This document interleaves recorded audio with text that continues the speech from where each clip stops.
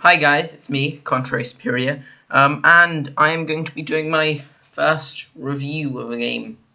As you can see here, it's Overwatch. I'm a little late, I have to admit, considering most people have done their reviews a month ago, something like that, I don't know. But anyway, so, yeah, I hope you enjoy it. I haven't really got any sort of dedicated clips for each bit. I don't really know what I'm doing. It's my first time, so I'm going to sort of do the video and upload it and then see what I can improve for the next one. Sorry for the wait. I've had school and exams and stuff, and it's all gone the way, and so I will be, doing a video now. So I hope you enjoy. So, for those of you that don't know, Overwatch is a class-based first-person shooter with teams of 6. I missed the open beta, much to my annoyance, once the good sort of news started rolling in. And that's when I got hyped, So, unfortunately, the open beta was literally, I don't know, about 5 days before it actually came out, and there was very little difference. I don't know if maybe there's some balancing changes between the open beta and the actual release. I pretty much showed up a bit late. But anyway, so after watching the trailer and some animated shorts, I knew I was going to get it. So, based on these reviews, I'm just going to go through the game bit by bit in no real order. So I'm going to start with the graphics. They're simple in design, no hyper-realism here. Not quite cel-shaded, I think. I think they're a little more detailed than that, but they're still fairly simple. The colours are bright and defined. They're really nice to look at, in fact. It really suits the world it's set in, which is sort of slightly crazy, cool, but a little serious. But not too serious. It's definitely a nice change from, all the dark colours we see in most shooters. Yeah, Call of Duty. I'm talking to you, Call of Duty. So story. The story is pushed aside in a weird way. There is a decent amount of lore. I mean, not as much as one might hope, but there's a decent amount, and it's growing. And it's pushed out of the game into a series of comics and animated shorts. I'm somebody who likes a game to have a good story, and I tend to research really far into it all. I'm a huge fan of game theory and, shows and video game theories and stuff. So yeah, which sort of shows how I like lore and sort of analysing it. Further, the story is nice. It's a strange mix of dark themes like betrayal, revolution, war, and death, and more light-hearted elements, like a genius gorilla from the moon. It has enough lore to keep you interested, but never takes itself too seriously. You get snippets of the story from heroes talking about what is happening in the story in the sort of beginning of each area. For example, in the Dorado map, Reaper might say, "Where the hell is Sombra when you need her?" Sombra, people have speculated, is a support sniper, and perhaps Farah's mother. I don't know. But anyway, we can presume, also more theories, we can presume that she's part of Talon because, Reaper's using her, or she might just be part of old Overwatch because, Reaper used to be part of old Overwatch. Sorry if I sniffle and cough a bit. I'm really hay feverish right now. But anyway. Now onto the gameplay, which is definitely what the team at Blizzard wanted to do well. The first thing I'll get into is the characters. Currently, I'm pretty sure there are 21 characters. It might increase over time as Blizzard adds more characters. They're all fun to play and unique. Even Soldier 76, a character which is essentially ripped from a conventional shooter, is cool. When I first was looking at the game after the beta, one character really caught my eye. Sure, you had Blue, Black Widow, the Arrow, and the Hot Time Warping Lady, but there was only one character I was really excited for, although they're all great now that I'm playing them, which is Genji. All I have to say is he's a freaking cyborg ninja. Must I say more? Well, I will, because, or else this video would be very short, and that would not be good. So he double jumps and climbs and throws shurikens. For his ultimate, he yells in Japanese, the dragons come out of his sword, and he drops everyone into little bits. So cool. So cool. As a side note, Genji yells, "The dragon becomes me," when he activates his ultimate. Yes, I was so hyped, I researched what he was saying. Genji has a cool backstory, which you can research if you want. Most characters have a backstory, and more comics and shorts being made to make the overall story deeper. I just recommend the Dragons short. It's Genji and his brother Hanzo's one. It's really cool. I recommend it. It's very cool if you haven't watched it. Each character has their own abilities. Using Genji as our example again, he can throw either a straight, super precise cluster of shurikens, or a sort of archy fan thing of them, depending on whether you want accuracy or ease of firing. You can dash forwards really quickly, doing a bit of damage and allowing you to navigate the air faster. Also, if you kill with this move, this is left shift on PC, you get it immediately back again. That's not something that all characters have, but it's really cool because you can sort of do ridiculous combos of just, if you have an entire team on low health, you can just left shift, left shift, left shift. It's really cool. Anyway, you can also reflect incoming bullets and stuff, but you can't reflect lasers annoyingly, but meh. I suppose it wouldn't make sense if you could reflect lasers with a sword. Sorry, I lost my place on my script. Also, okay, sorry. Apart from the shurikens, these abilities have timers on them. Your primary weapon always has unlimited ammo. You need to reload with most characters, but you will never run out of bullets, because Blizzard thought that wasn't fun, and good for them, because I hate running out of bullets in shooters. I am not very accurate sometimes if I'm using a sort of machine gun character, and I often run out of bullets.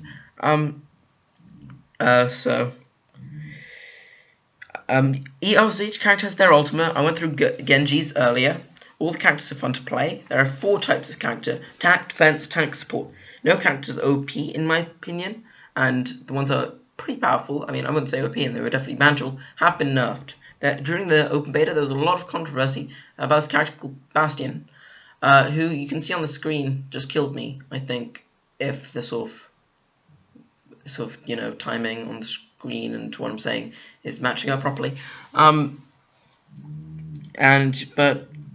he can, the reason he's so strong is because he can turn to turret and have the highest DPS in the game. You sort of shred people with the highest health easily. I mean, Roadhog, who's pretty defensive, you can kill him about half a second of just straight fire, and because he's massive, most tanks are really big. They will hit, and he's gonna die, but he can be easily flanked by most people. Especially an inexperienced one will just sit there and never move, which isn't a good thing, meaning you always know where they are, and if it's a bad one, you can sort of sneak up behind them and have a weak spot on their back, which you can just kill before they even really know what is going on. All Genji can reflect shots. Once you work out each character's weakness, you can counter pretty much everyone. I mean, you sometimes will have to change hero, and some heroes have advantages and disadvantages against other heroes, yeah. Once you've worked out how to sort of efficiently swap hero, know what you're doing, you'll get into the swing of things. In this game, it's really important to not stay by yourself, killing strays and getting a high score. As much as fun as it is at first, you will lose again and again and again. It doesn't matter if you die, because you respawn pretty quickly. As long as you push forwards and do more for your team, you're good. Doesn't matter if you die, as long as your team is progressing. It's very much a team-based shooter. The whole game is about working for your team rather than getting a high score individually. There are a few game modes, including Payload, where you score payload, and one where you capture areas, as well as another, which is another way you capture areas. Yeah, they might add more though. They all have attack and defense, which means they feel mildly fresh, and there are a lot of maps actually. There's a decent amount, and more is being added. More maps and characters and skins will be added via DLC. Usually, I would say no. Why? So I don't want to fork out more cash, but all DLC is free. Yes, joy! It's amazing. Thank you, Blizzard. If some random Blizzard employee is watching this, thank you. That's very nice of you. I think more games should try to do this and sort of work on sort of updating the game and bringing what matters about the game and new things without people having to pay more money. Yay. So it's good news, and it also lets us know that Blizzard will probably support the game for a while. I don't think they'll probably support it as long as they have with sort of World of Warcraft. but hopefully they will quite a while actually. I mean, sort of the Nintendo Splatoon type approach, but longer. There's just competitive ranked mode. It's broken. Sorry, at the time of recording this, it's freaking broken because people lose and you lose tons of XP, and you can get stuck in this sort of lower tier area where you can't really progress because people just keep leaving, and it's really annoying. And I'm currently trying to break out of it, but right now I'm mainly waiting for a patch, so to sort of fix this so I can more easily break out of my trapped area. Don't leave the match. It's a horrible thing to do, and your team will hate you for it. I mean, after a bit, I'm guilty because I'm bad with time management, and I sort of say lunch could be ready in 10 minutes, but you know, I think I can fit one more match, and then the match turns out to be a really long one because there's a decent stalemate, and I have to leave. So I'm really sorry, but I'm doing my best to fix that, and I think everyone should.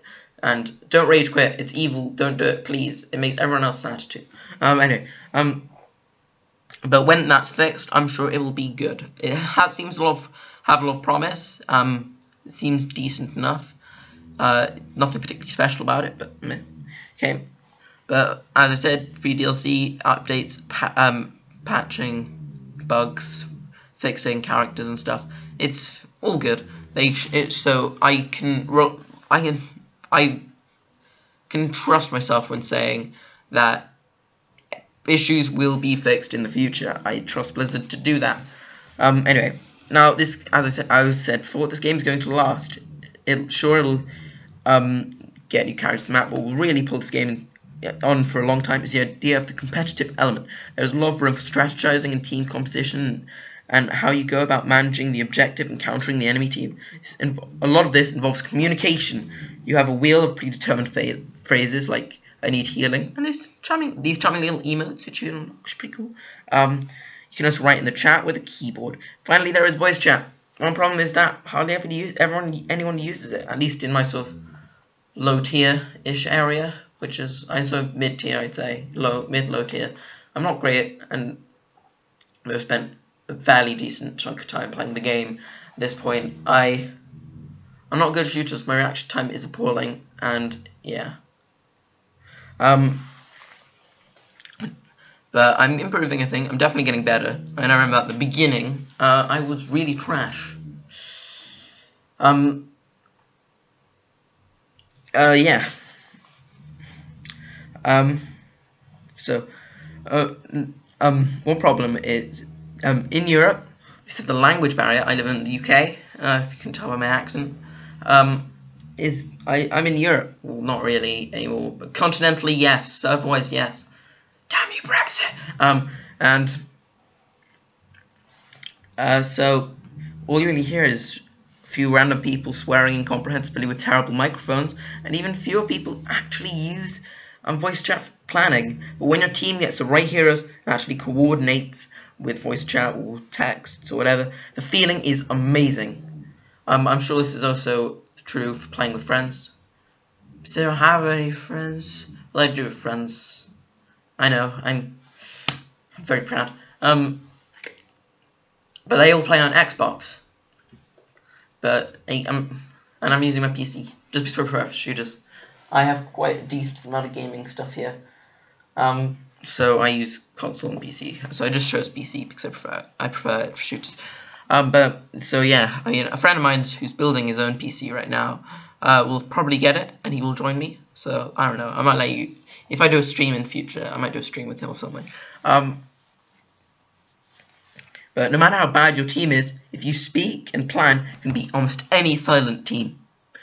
It's so satisfying rushing the point as a team in overtime, or stopping the payload with a couple of coordinated ultimates. For example, Hanzo's and the Russian lady's, I've forgotten her name. One from Sky Industries.